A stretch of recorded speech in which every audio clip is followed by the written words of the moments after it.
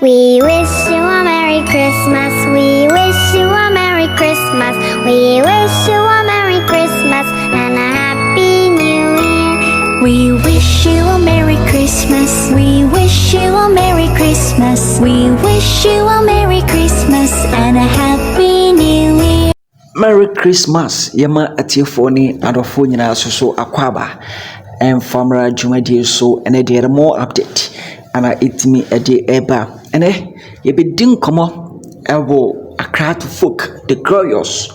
asoye yebedin komo ewo Asante Kotoko asoye yebedin komo ewo Ghana Premier League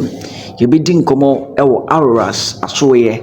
aye Gafa Division 2 no yebedin komo enso so ewo masoye ene your first time out you media subscribe share for comment no enso so etimi to ase na bibia so no entimi enkoso kama so wa face no se wadi kan subscribe edada so a na afi watimi like na wa share na the comment na so etimi aka ho na bibia so no etimi akoso kama so etimi ewo ho na yensen koma na se emfiri sei Division 2 uram ewo Gafa Division 2 no mu a Auroras ewo hobi dada dombote ene coach edema Auroras ene game ba so omane Rema Ghana FC na the boy at the end of the day at the end of the 90 minutes no na chese Rema Ghana FC na tenafie omantima anshebi saso na Auroras entimi anshebi entino a league table no and da so no mo hwe Auroras for da be 5th a chese nima da enkoyi sa emfama da dombote and the boys no na yenwuram yenin komo how to folk enso so e will break nyambo na Thursday and ye hwe no se team no be resume na ma prepare towards nyambo Sunday game the crash and so baso against club ye fana say Accra Lions no na so etimi abaso achese no so enye easy quarantine nyambo cha team no enso so ebetimi a resume enso elho David Opona Fane a player bi any move to team fana say Accra to folk no na complicated ni nyano any say Kim Faisal Arhad Karim Krusa ema tell no ye den manako piemu player and coaching status committee and sakwana boy ni move be piem e team fa no Accra to folk opai no enema hase na say enema hedan koyie ema boy fa no say David Opona Fani pra ene anema kokoso ha na ye parfait na te say boy no so no recover bibia so no 8 mi koso na yete ene say uhuram e team a ye fa no say ye Aduana FC a omoso no anya interest e boy a ye fa no say David Opona Fani so munya no a omoso epese David Opona Fani enso etimi beginam na afi obesi akan enso so edema club a ye fa no say Aduana FC achese no enso yensem ekoso bet me ne wo ka say no negotiation bia so entimi enko so between Heart of Folk and afi team a ye fa no say Aduana and afi David Opona Fani enso so any Aduana negotiation bia so entimi enko sana no so etie sanso so ana achese okro Heart of Lions so ya achese amuna achese sisi no league no omo pese omo so etimi eje Ghana Premier League ni so na so na ohwe omo training session bi na das what achese omo so training hard one pa omo wiki we omo ne young apostles e game na yet no say omo so nya interest e wo Heart of Folk player for say Enoch Asubanteno omo nya interest e wo boy ni mu achese eno so yensem akra no so etimi ekoso a yedi ahonsem no enso so etimi ede eba na bibia enso so etimi akoso na makamboy a ye fona se Samuel Ashie Quaye honsem no pie etimi achew ama so watimi atebia na on me se ne yekoso en se Samuel Ashie Quaye no okopiem ewo team e fona se Asante Kotoko me ka kire we se Kotoko fo no enso so etimi pe Samuel Ashie Quaye a che so mani etimi abre pa so munya no so etimi pe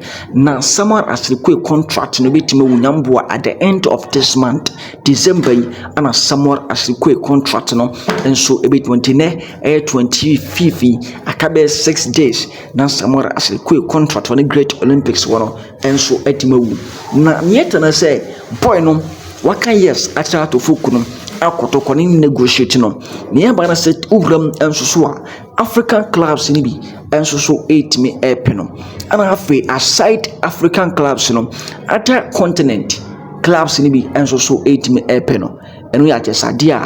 a enye easy players no amu ebe free agent say ya na chesa no odinti boy for ne Samuel Ashie Quaye ni move to either Hartlepool and as a team your friend say Asante Kotoko no ebe den because it's a different club every other a year and I say other continent and I say aside Ghana Krabana Yana 18 say Ghanaian clubs no and sa ebetimi aka players no ntino we have to folk fan e Kotoko fan na Samuel Ashie Quaye no uhia na badly a na chese wo so wa bompire san se wan hwa sika ne de bad ya na sa unia no kwa beka so onko sa be pene no so etimi ti ache se yeti ehon nsam no so etimi ba Seth Osei school boy and so agent and abelante ewoni for no say e Ghana che se ye hwani mum Seth Osei and so enche ono so be twempen asibi paso and so etima san 2 years contract e di amotima ye friend say e Accra to folk didom Seth Osei nsam ya kapi na enti I say ye ni kwase ye kan be na ye ntwen said the mpanifo no enso any agent no and as any manager ni hia de be sibia no enkomo bi e be koso bia na mama so enso so aso atimi ate na bibia so no atimi akoso ntia no Seth Osei nsensem no and ya break e dia ma fe goalkeeper fan se Solomon Agbasi na onom se Solomon Agbasi enso so no goalkeeper bia na chese team I find Accra to folk peno or just nye easy cry time mo pe bindi mana sawe no na mo pe Solomon Agbasi ate se okobobo a on sutimi ko praye I say August more boy for Solomon Agbasi Quaye Cedra she say why bibianso etima koso kama boy no I full fit na ne yetre say negotiation no enso etima start say out to folk ehwe no somonsa enso betimi aka boy a ye for say aye Solomon Agbasi amono so etimi afrim etimi abejon etima e for say Accra to folk ana boy for say Michael Ampadu situation a ewa team e for say Accra to folk no ase enema nkoye because we train ono any opinion e fene say we baka watara no mu say enema nkoye e o side you say Michael Ampadu enso so problem bet woni the senior team no enso in training ono ankasa the personal training na ne yetene say ansha amnyamboa Michael Ampadu say obe free team a ye fene say Accra to folk mu no e high probability so obe free mu no enso e high nkomo ba ko mi ni bia tese yetete no tese probability say Michael Ampadu no enso be free no enso so e high onum say boy a tese Michael Ampadu e free ha Augusta Randolph a player bi a tese ono so no 2022 ho ruro mu na hat to folk agina chi ache 10 times sika na tese omo bo hat to folk no na ano den papa Career United for no na say the boy no enso so atimi a free agent a tese ne yetene say very soon bibianso betimi akoso na mpanifo enso no Augustin Randolph atimi sinkonya no ma fese bibianso betimi akoso kama na afi o masan boy no amana be kan defenders no e we team a friends Accra to for how to folk there e wo mu say defenders no be party bet ye na ye problem kese pa no enso so any friends striker because of your Hamza Isa we player bia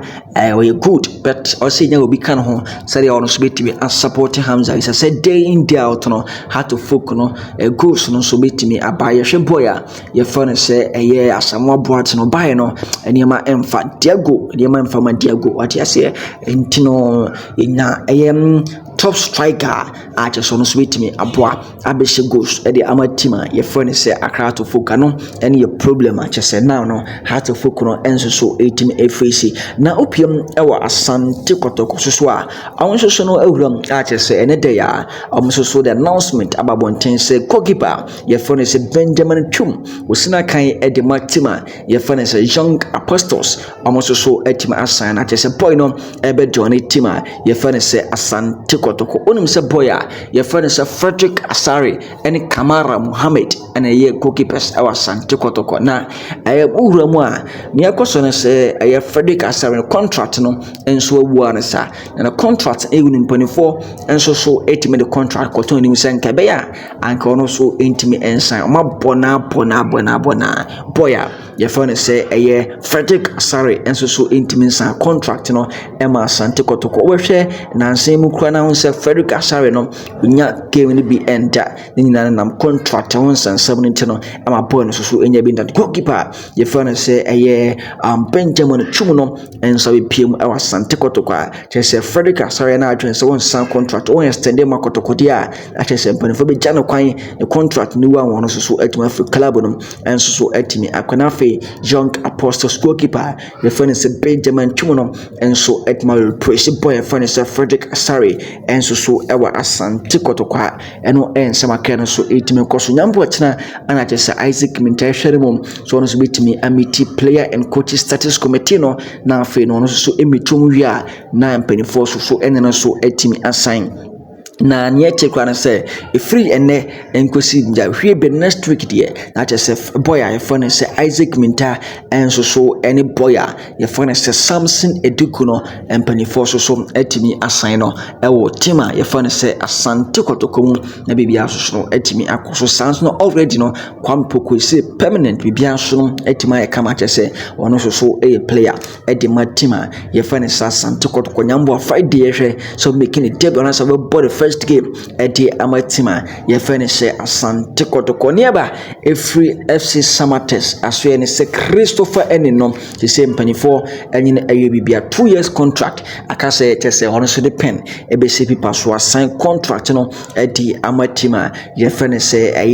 FC Samates 2 years no na tese hono so etimi assign na bibia so no etimi akoso kama ye de enwonsam no so etimi Christopher Enino de na to folk mpanifo na na chese amososo anya omonema ye because anka hato folk mpanifo isho omonema ye padia ka Christopher ni baya anka bebo atima e fani sakrato folk papa because hato folk ehia coacha ono so ebetimi apoa aka open your phone say Buba Kawatara hobet and commodity no so entimi and go through and say